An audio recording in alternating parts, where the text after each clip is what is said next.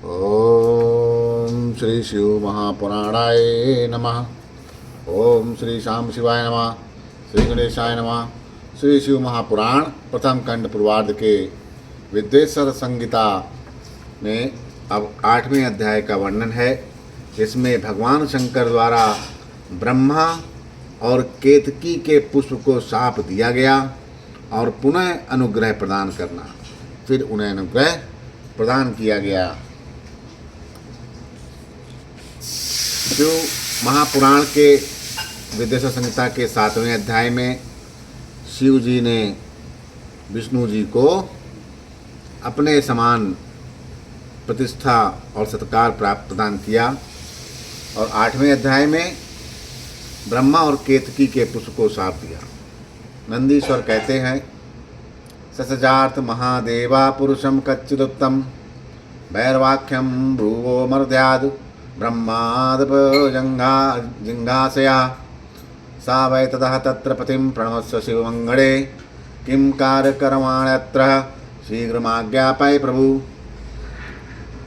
नंदिकेश्वर बोलते हैं कि तदनुपरांत उसके उपरांत महादेव शिव ने ब्रह्मा के गर्व को मिटाने की इच्छा से अपनी भ्रकुटी के मध्य से भैरव नामक एक अद्भुत पुरुष को उत्पन्न कर दिया। उस भैरव ने रणभूमि में अपने स्वामी शिव जी को प्रणाम करके पूछा कि हे प्रभु, आप शीघ्र आज्ञा दें, मैं आपका कौन सा कार्य करूं। तो शिव जी कहते हैं, वत्स योयम विदा साचा जगत माद दैवतम नूनमर्चहे खड्गेन तिगमेन जवसा परम। हे वत्स, ये जो ब्रह्मा है वे इस सृष्टि के आदि देवता हैं। तुम वेग पूर्वक तीक्ष्ण तलवार से इनकी पूजा करो, अर्थात इनका वध कर दो। सा वै गृहीत वैकरेण केशम तत्पंचम द्रप्तुमत्स भाषिणम चितवा शिरो हास्या नीन्तुमुदता प्रकंपनम खड्गमति स्फुटम करे। तब भैरव एक हाथ से ब्रह्मा के केश पकड़कर असत्य भाषण करने वाले उनके उद्युत 5वें सिर को काटकर हाथ में तलवार भांजते हुए उन्हें मार डालने के लिए उद्युत हुए।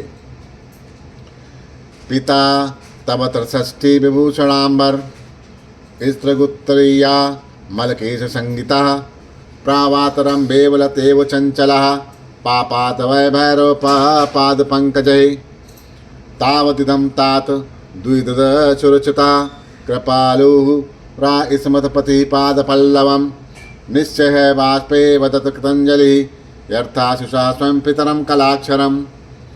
हे सनत कुमार, तब आपके पिता अपने आभूषण वस्त्र माला उत्तरीय एवं निर्मल बालों के बिखर जाने से आंधी में झकझोरे हुए केले के पेड़ और लता गुल्मों के समान कंपित होकर भैरव के चरण कमलों पर गिर पड़े।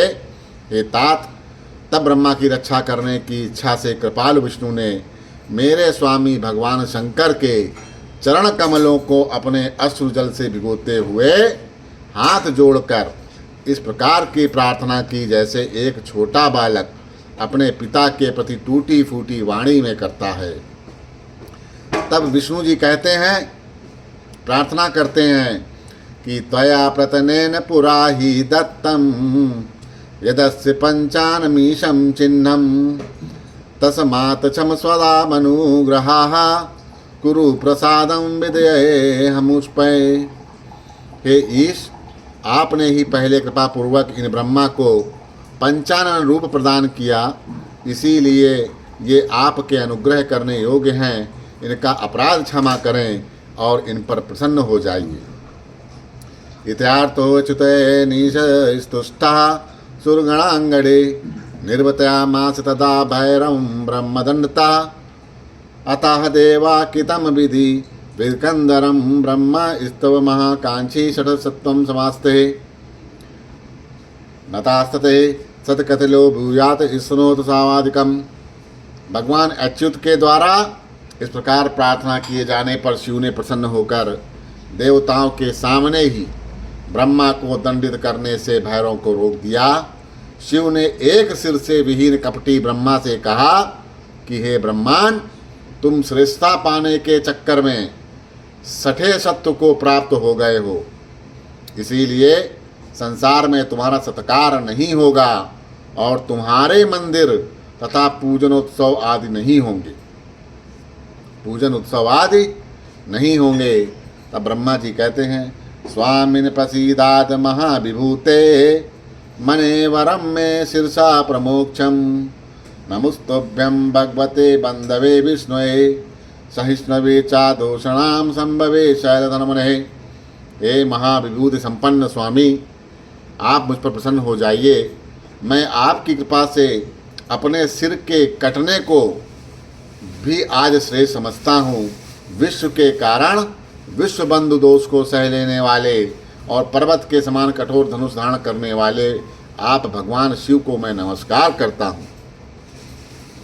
तब ईश्वर कहते हैं, शंकर जी कहते हैं, अराजय भयमितदेव जगत सर्वनिश्यति तत स्तवम जहि दंडाहला लोकदुरम शिशो वरम ददामि ते तत्र ग्रहण दुर्लभम परम वैतानिकेषु ग्रहेषु यशगेषु च भवान गुरु निष्फल स्तवः तते यज्ञा संगाश दक्षिणः। हे वत्स, अनुशासन का भय नहीं रहने से ये सारा संसार नष्ट हो जाएगा। अतः तुम दंडनीय को दंड दो और इस संसार की व्यवस्था चलाओ। तुम्हें एक परम दुर्लभ वर भी देता हूँ, जिसे ग्रहण करो। अग्निहोत्र आदि वैतानिक और ग्रह यज्ञों में आप ही श्रेष्ठ होंगे।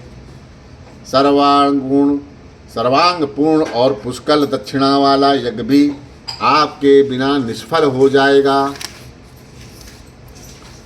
अतः देवा कितवम केतकम कूट साक्षिणम रे रे केतक दुष्ट स्तवम षट दूरमितो वज्र ममापि प्रेमते पुष्पे मा भूत पूजा स्तवः परम इति युक्ते तत्र देवेन केतकम देवजाताया सर्वानिवार्य यामासुस्त पार्श्वदादनस्तदा। तब भगवान शिव ने झूठी गवाही देने वाले कपटी केतक पुष्प से कहा कि अरे षठ केतक, तुम दुष्ट हो, यहाँ से दूर चले जाओ। मेरी पूजा में उपस्थित तुम्हारा फल या फूल मुझे प्रिय नहीं होगा। शिव जी के द्वारा इस प्रकार कहते ही सभी देवताओं ने केतकी को उनके पास से हटाकर अनंतर भेज दिया। अब केतक कहता है, नमस्ते नाथ में जन्म निष्फल भवदाज्ञा सफलम क्रियाता नाम तात क्षम्यता मम किलमिषम ज्ञाना ज्ञान कथम पापम नाशत्यवेते स्मृता तादशे त्वये दस्ते मैं मिथ्या दोषा कुतो भवेत। हे नाथ, आपको नमस्कार है। आपकी आज्ञा के कारण मेरा तो जन्म ही निष्फल हो गया। हे तात, मेरा अपराध क्षमा करें और मेरा जन्म सफल कर दें। जाने अनजाने में हुए पाप आपके स्मरण मात्र से ही कट जाते हैं। फिर ऐसे प्रभावशाली आपके साक्षात दर्शन करने पर तो मेरे झूठ बोलने का दोष कैसे रह सकता है।